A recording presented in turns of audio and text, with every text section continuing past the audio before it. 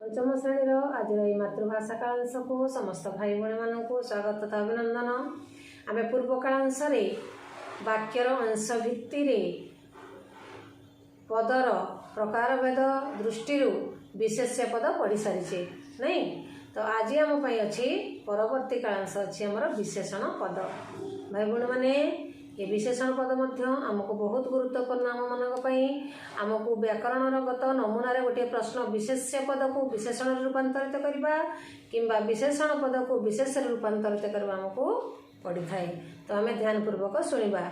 विशेषण पद कहले क्या कहुए जो पद वाक्यर पदर जाने पद विभक्त हो तेणु जो पद अन्य पदर गुण अवस्था संख्या परिमाण और निर्दिष्टता प्रकाश करे।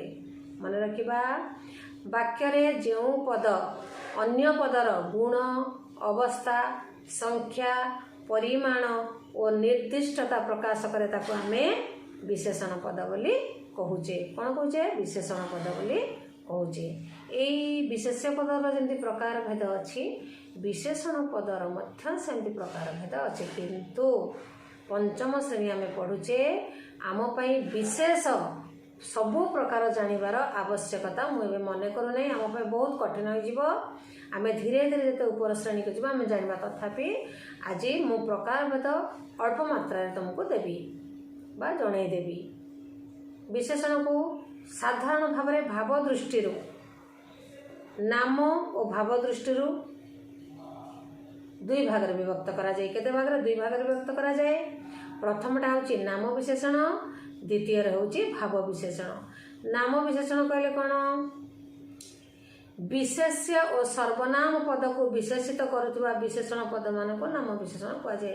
विशेष्य पद जान नामवाचक विशेष्य अच्छी तेणु सर्वनाम आम जाना नाम बदल व्यवहृत पद सर्वनाम। तेणु विशेष्य सहित सर्वनामर संपर्क पूरा बा विशेष्य पद सर्वनाम पद सहित पूरा संपर्कित सर्वनाम पद विशेष्य पदर संपूर्ण रूपे संपर्क रही। तेणु विशेष्य एवं सर्वनाम पद को विशेषित करुवा स्वतंत्र निर्दिष्टता करुवा निर्दिष्ट रूपे सूचई देउथुवा पद को आम नाम विशेषण बोली कहूचे।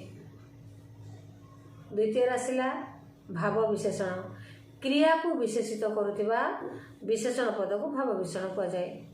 विशेष सर्वनाम को निर्दिष्टता देला नाम विशेषण आउ भाव को बा क्रिया को विशेषित करुवा पद होची भाव विशेषण। ताले ये जो मुख्य भाव में आम टिके पंचम श्रेणी प्रयोग हो पारे नाम विशेषण अंतर्गत विभाग गुड़िक। कौन नाम विशेषण अच्छी मेधा कालांश आम बहुत जरूरी अच्छी।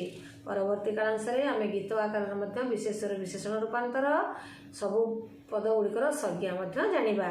ताले विशेष्यर विशेषण सर्वनाम विशेष्य को विशेषित कले विशेष्यर विशेषण सर्वनाम पद को विशेषित कले सर्वनाम विशेषण तापरे संख्यावाचक विशेषण पूरणवाचक विशेषण नाम विशेषण अंतर्गत। ताले आम जो गुणवाचक विशेषण कौन जानले ना जो विशेषण पद विशेष पदर गुण प्रकाश करे ताको गुणवाचक विशेषण कहले है। तापर अवस्थावाचक विशेषण संख्यावाचक विशेषण परिमाणवाचक विशेषण परिणामवाचक मुझे संज्ञा कहवा अपेक्षा संज्ञा कहले तुमको बुझापी कष्ट हो। उदाहरण देती गुणवाचक विशेषण कहले कौन? मधुर विनय वचन कही तो शिव जनमन।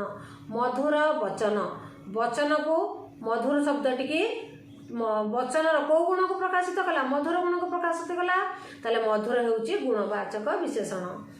नील नयन पद्म पाद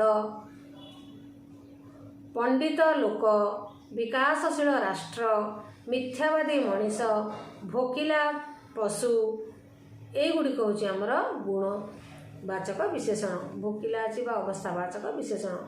अवस्थावाचक गला दुर्बल शरीर दुर्बल असुस्थ सुखिला दरिद्र पाचिला कंचा पाणिया तटका। ताले सुखिला पत्र कथा सुखिलाटा कौ पद गुणवाचक अवस्थावाचक पत्रर सुखिला अवस्था को बुझाऊँ। सुखिलाटा हूँ आमर अवस्थावाचक विशेषण। तापर आसला संख्यावाचक विशेषण। संख्यावाचक कौन संख्या को सूचित करुला। संख्यावाचक पूरा सहज 12 मासरे ओडिया माने 12 मासरे 13 यात्रा 12 आउ 13 संख्या को बुझेला। विधान ओडिशा विधानसभा रे 147 जन सदस्य थांती। 147 बा एकंक विशिष्ट 9टी संख्या अछि। 9 1 एगुड़ा कहला हमर संख्यावाचक विशेषण। परिमाणवाचक विशेषण कौन ना परिमाणवाचक विशेषण होला मु आज दुकान रु 1 किलोग्राम चीनी आनिली। 1 किलोग्राम कम कथा कहवा उचित। कम कथा माने केते कहला से कम खाद्य खाती मु भात कम खाए। कम अमाप शक्ति एकतार अमाप शक्ति थाए। अमाप अधिक 1 डजन कदली 1 डजन ताले परिमाण को बुझेगला। परिमाणवाचक विशेषण ताको आमे कहबा केते परिमाणर बोली जानी गले। तापर पूरणवाचकटा टिके ध्यान देबा।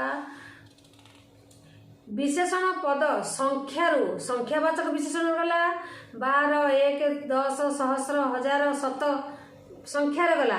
संख्यावाचक विशेषणरु उत्पन्न होइतबो निष्पन्न होइतबो कोन होइतबो संख्यार क्रमिकता प्रकाश करबाकू एवं निर्दिष्टता प्रकाश करबाकू आमे ताऊ कहले पूरणवाचक। आमे जानिचे बोधे द्वितीय श्रेणीर मानव सागम प्रश्न रे पूरणवाचक संख्या पढ़ीचे।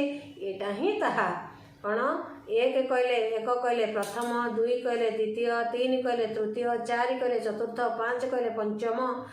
आम पंचम कहले संख्या को निर्दिष्ट संख्या को भी बुझाऊँगी। आउ कौन होची ना 5 संख्यार निष्पन्न होइछि कि नहीं 6 रु षष्ठ निष्पन्न होइछि कि नहीं आ निर्दिष्ट पंचम कहले पंचम को षष्ठ कहले षष्ठ बुझाऊँगी। ताले एटा हला हमर पूरणवाचक विशेषण। एभली भाव में मुख्य मुख्य केतोटी विशेषण मुझे आलोचना करदेली। आम कार्यपद अच्छी टिके ध्यानपूर्वक करवा। आ बहुत विशेषण बहुत प्रकार भेद अच्छे किंतु आम बोधे एवं से गुड़ाक जाना उचित हे नहीं। आम धीरे धीरे क्रमान्वय आम जाना। तो आज विशेषण पद जानले आज कार्यपद को टिके ध्यानपूर्वक करवा। आम नुआ अच्छी नुआ भली लगिपे किंतु चेष्टा करे निश्चित रूप ये आशा रखी रोची। आज एति धन्यवाद।